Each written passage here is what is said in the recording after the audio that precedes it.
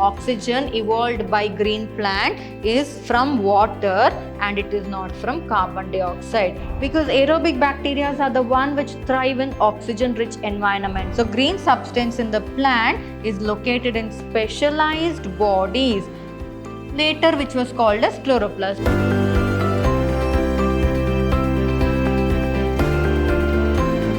Hello everyone, a warm welcome to today's session on a new chapter, that is chapter 13, photosynthesis in higher plants. I'm Dr. Divya, biology faculty, Vidyashram Pre-University College, Mysore, Temple of Excellence. So we all know that plants, they are autotrophs, right? They synthesize their own food.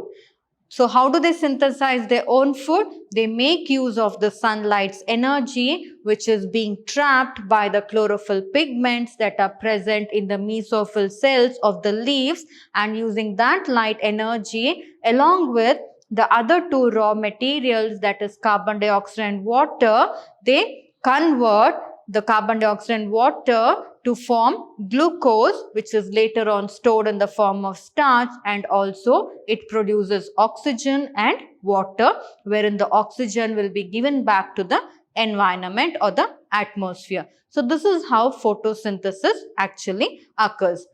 And when we talk about photosynthesis, we think it is a simple step. But in photosynthesis, a lot of series of reactions occur which together results in the photosynthesis that occurs in a plant. So in today's session, we shall understand what is photosynthesis and how people came to know about this particular process through various experiments that were conducted by various scientists. So we shall start with the chapter.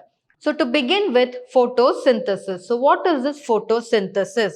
So it is a physico-chemical process by which the plants make use of the light energy to drive the synthesis of organic compounds. So here, synthesis of organic compounds means they synthesize glucose, which is later on being stored in the form of starch. So we all know that the equation that we use nowadays for photosynthesis goes like this, wherein the plant uses three main raw materials. What are the three main raw materials for photosynthesis? It is carbon dioxide, wherein it makes use of 6 molecules of carbon dioxide. Then water is also a important raw material of photosynthesis, wherein it makes use of 12 molecules of water, and in the presence of the light energy which is trapped by the chlorophyll pigments,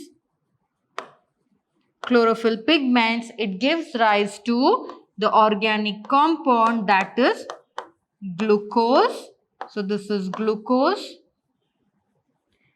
giving out 6 molecules of oxygen to the atmosphere and 6 molecules of water. So this is a general equation that is followed nowadays. So do you think the same equation was put throughout when scientists started researching on photosynthesis? No, it was not like that. They came up to bits and bits of different equations which finally, based on those experiments, led to the formation of this particular equation that we see today. And photosynthesis is very, very important in plants for two main reasons. One is it is the primary source of all food on earth. So why do plants survive? In order for plants to survive, of course, they need carbon dioxide, they need water, they need mineral nutrients, and also they need the food material which is in the form of organic compound, that is glucose. So if glucose has to be produced, the plants have to photosynthesize, and only if the plant photosynthesize will they survive, and only if the plant survives, the herbivorous animals will survive, and only if the herbivorous animals survive will the carnivorous animals survive, and therefore the omnivorous, which depend on both the plant and the animal meat, they will survive. So therefore plant is the basic source, or it is the primary source for all the other organisms food in order for them to survive in this earth. And also plant, that is especially photosynthesis, is responsible for the release of oxygen into the atmosphere. Why? Because they make use of carbon dioxide and water, and in the presence of light energy which will be absorbed by the chlorophyll, they form C6H12O6, which is a glucose, and also they will release, during the process they release the oxygen molecule. So all this oxygen molecule, if it has to release, then the plant should photosynthesize. So therefore these are the two main reasons why photosynthesis is very, very important in the plants. So next let us talk about how various scientists conducted various experiments in order to prove that oxygen is released during photosynthesis, and also to prove that the various, how chlorophyll pigments are involved in the photosynthesis and all that, and how glucose is the end product of photosynthesis. All that various experiments were conducted for that particular purpose. So which led to the today's equation that we write for photosynthesis. So we shall start with studying or understanding what were the early experiments that were actually conducted in order to find out the process or the reactions that occur during the process of photosynthesis. So we shall take one scientist, his name is Joseph Priestley, who in between 1733 to 1804, while conducting certain experiments, he tried to prove that oxygen is the one that is released during the process of photosynthesis. Or he was the one, he didn't use the word photosynthesis exactly, but he was the one to tell that plants take in carbon dioxide and they give out oxygen. So, or else what we would have all thought, just like us, plant is also taking in oxygen, right? No, we human beings and animals, we take in oxygen and we give out carbon dioxide, right? But plants, it is the vice versa, wherein they take in carbon dioxide and they give out oxygen. So that is why we need to protect the environment by planting more and more trees. So if we should, being biology students, we have to take care of planting more and more trees. So whenever a tree is cut, we can plant a sapling somewhere else for that, to compensate for that one cut tree. So therefore, why? Because it is very, very important. Oxygen is very, very important for the survival of all the living organisms, right? That is why. So we shall see why Joseph Priestley's experiment was of that importance. So what Priestley did was, so what did he want to prove? He wanted to prove that the carbon dioxide is taken in by the plants and oxygen is given out. So what he did was, he took a mouse, live mouse, living mouse. So he took a rat and he took a burning candle. The candle is lit here, it is burning. So we know that the candle, if it has to burn, then it requires oxygen, right? So to both of these, that is the rat and the burning candle, he closed a jar on top of it. So now inside that jar, all the atmospheric gases are there. That is, carbon dioxide is there, oxygen is there, whatever atmospheric gases are there, all that is present. Now the rat is making use of the oxygen, right? And the candle is also making use of the oxygen for burning. So rat, there it is respiring, it is taking in oxygen and it is giving out carbon dioxide. The candle is also making use of the oxygen, and in turn it is also giving out carbon dioxide to that particular region here, that is inside the glass jar. After few minutes, what happened? After few hours, Priestley came and observed, and he saw that here the mouse died and the candle also, it stopped burning. What happened? The flame was put off. What happened? Here oxygen had drastically reduced inside the jar and carbon dioxide increased. Now only carbon dioxide is filled inside the jar. Now how will the rat get oxygen? From where will the candle get oxygen to keep burning? So therefore what happened? Because the carbon dioxide got filled in, the rat also died, and therefore the candle also was put off. So we now understand this. We people keep on polluting the environment. We burn a lot of fossil fuels, we burn a lot of unwanted things which gives out carbon dioxide to the atmosphere, and also when we respire we give carbon dioxide to the atmosphere. Therefore, we are polluting the environment. So how can this problem be solved? So what Priestley did was, in one more experiment, he took a green plant, then he took a mouse and he took a burning candle. Now the candle is making use of oxygen. The mouse is also making use of oxygen. The mouse is giving out carbon dioxide. The candle is also giving out carbon dioxide. Now the plant is there, green plant is there. So green plant, it takes in carbon dioxide and it will give out oxygen, right? So that is later on, after few hours, he came and saw the mouse was also alive, the candle was also still burning. So that is when he realized that carbon dioxide is taken in by the plant and the plant is giving out oxygen, which is being utilized by the mouse and by the candle.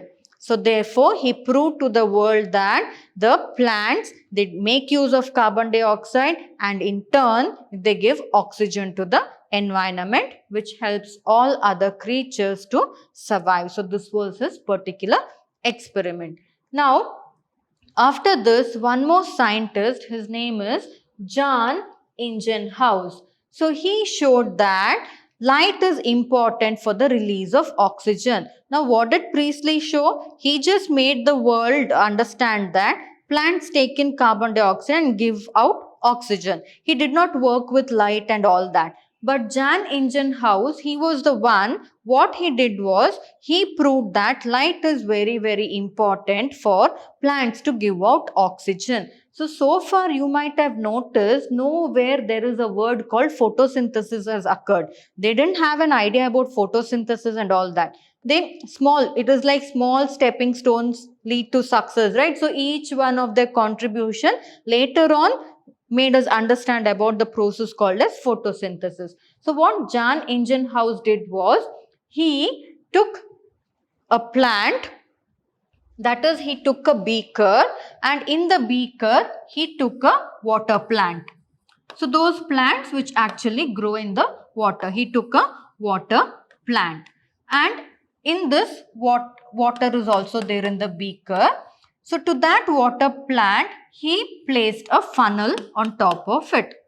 Funnel on top, and that mouth of the funnel, he covered it with a test tube.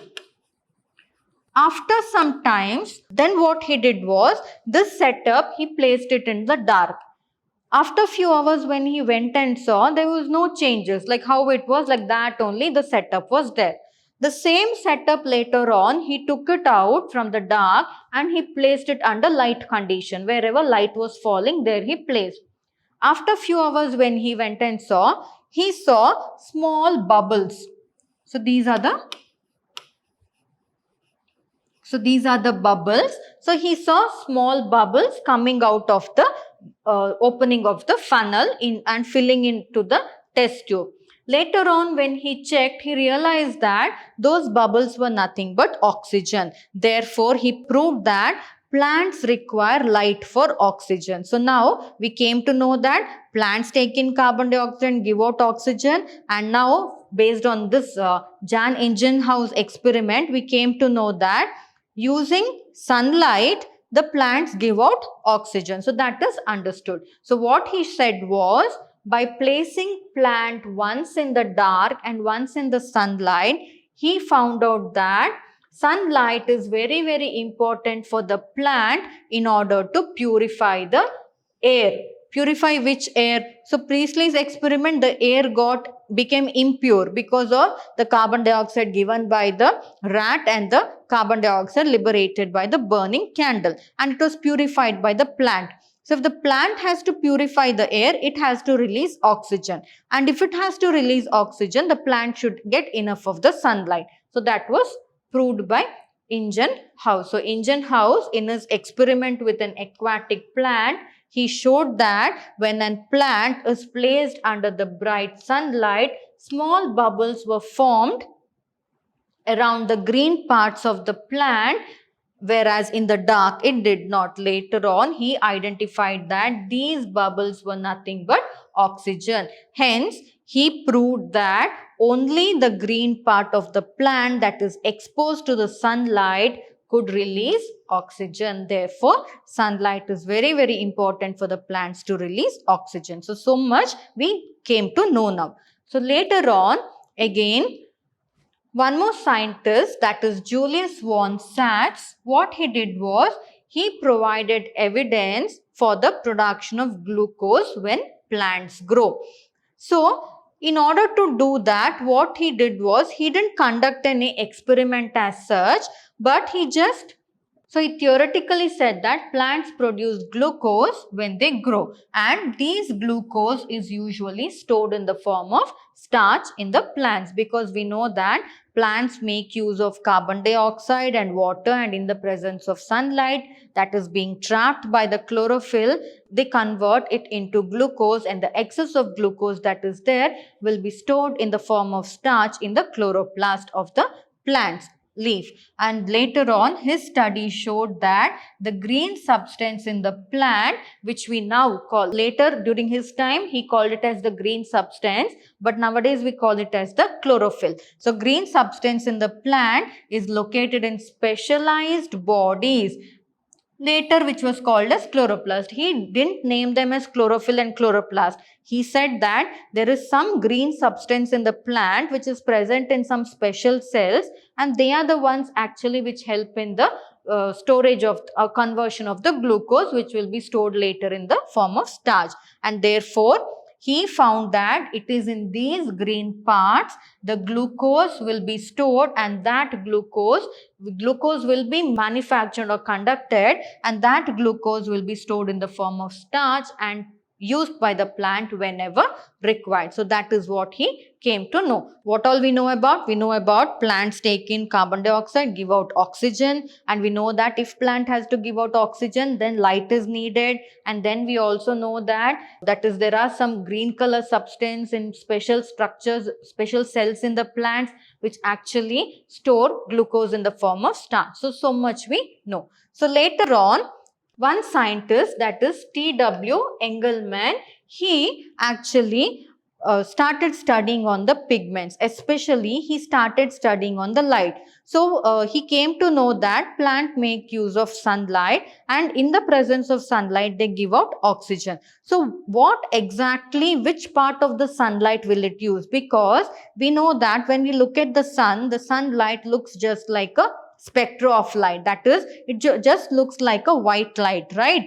And but in that white light there are different colors, that is different rainbow colors: vibgyor, violet, indigo, blue, green, yellow, orange and red. Vibgyor. So many colors are being present in the light, but what we see is just the white light. So among these different colors of light, which color light is actually absorbed by the plant? So that is what he wanted to see. So what he did was he used a prism and he split the light into different spectral components, and then he illuminated a green algae which is Cladophora, which was placed in a suspension of aerobic bacteria. So what did he do? First, he took a prism, glass prism, and to the glass prism, he passed the white light through the glass prism.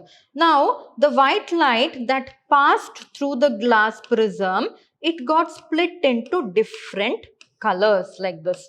Got split into different colors. Say it had red, blue or indigo, then green color. So different colors it got split into. Now what he did was, near this light, one more, he took a beaker. In the beaker, he filled a solution, means he took water, and to that water he added aerobic bacteria. Now what is the solution? What is the solution here? It is aerobic bacteria solution.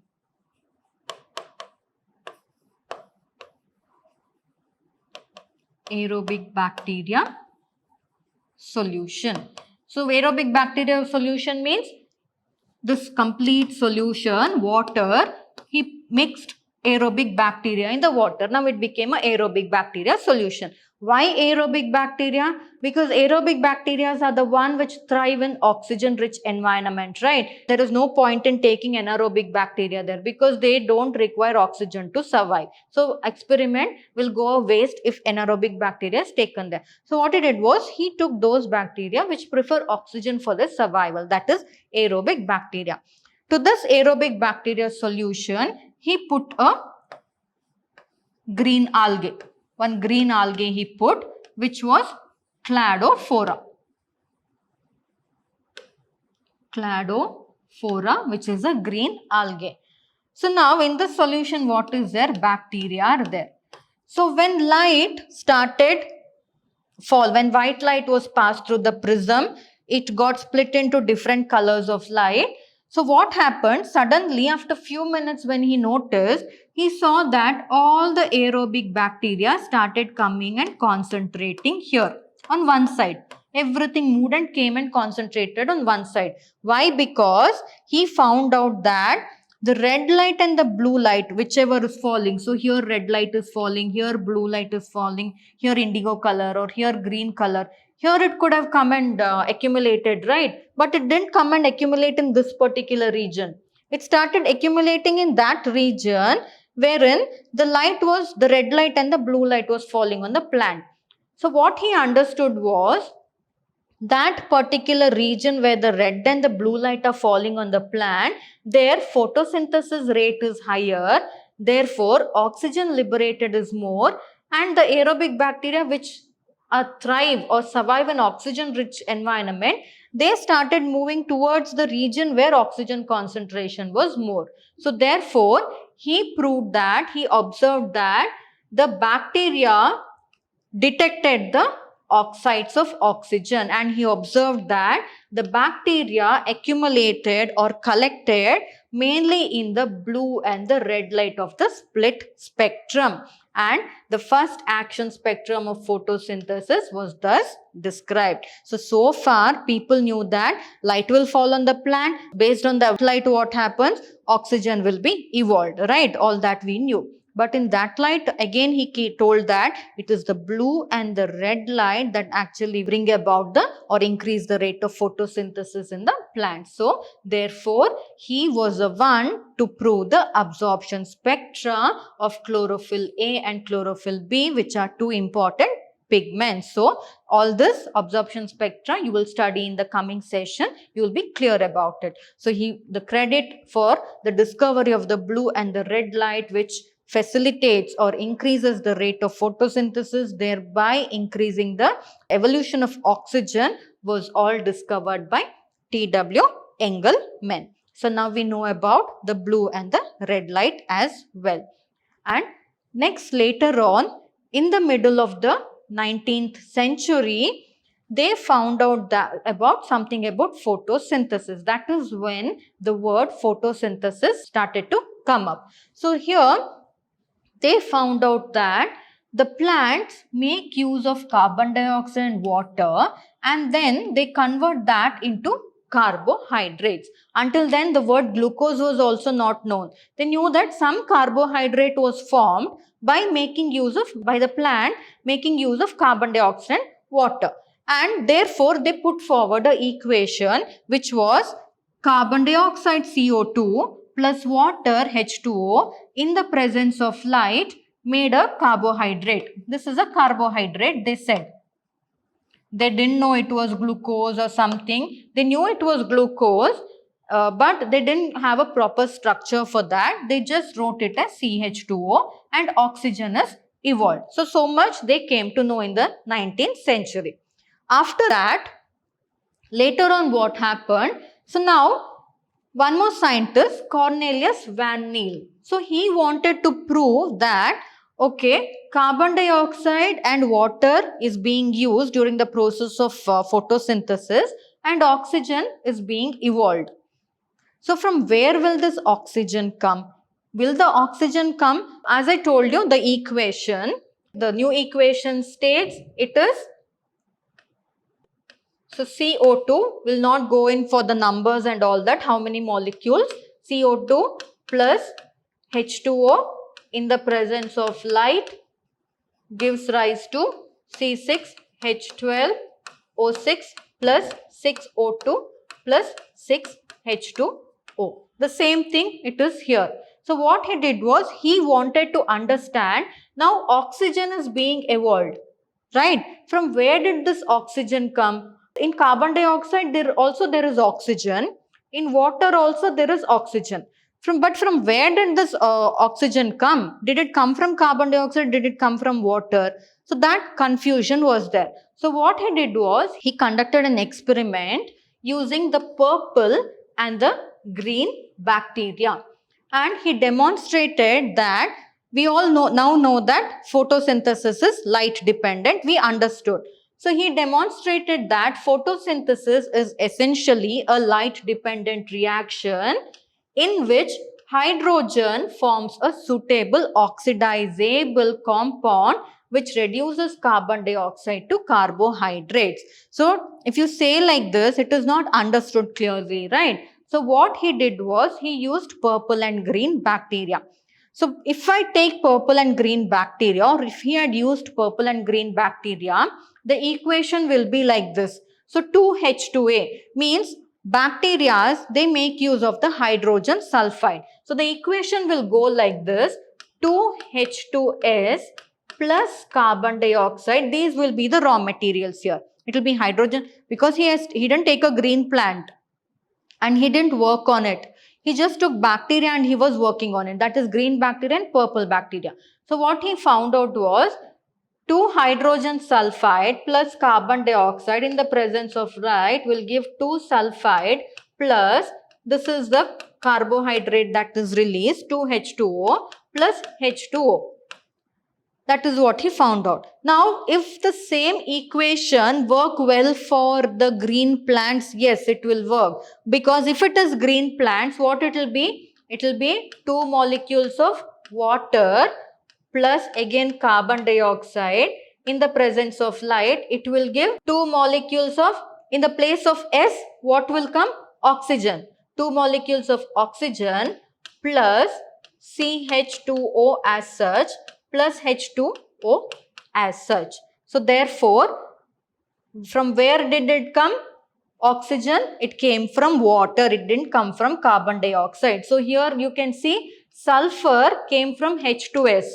Did it come from carbon dioxide here? No. Therefore here water came from, oxygen came from water. It didn't come from carbon dioxide. So that is what he proved. So what he said was some organisms do not release oxygen during photosynthesis. That is why he took green and purple bacteria to make us understand. He said when H2S, that is hydrogen sulfide, instead is the hydrogen donor for purple and green bacteria, then the oxidation product here is sulfur.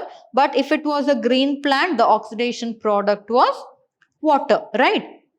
It was hydrogen. Here it is sulfur or sulfate, and depending on the organism, it is not oxygen. Hence, he said that oxygen evolved by green plant is from water and it is not from carbon dioxide. Here, sulfur that evolved was from hydrogen sulfide, not from carbon dioxide in the case of blue, that is green and purple bacteria. And therefore, here, similarly like that, in the green plants, the oxygen that is evolved is from water and it is not from carbon dioxide. So that is what he proved. So now we know about this. So later the same scientist, that is Cornelius van Niel. So he had conducted an experiment, right? So what did he say? He conducted an experiment on blue-green bacteria and he said that the oxygen that is evolved from the plant comes from the water and not from the carbon dioxide, in spite both water and carbon dioxide having oxygen molecules in them.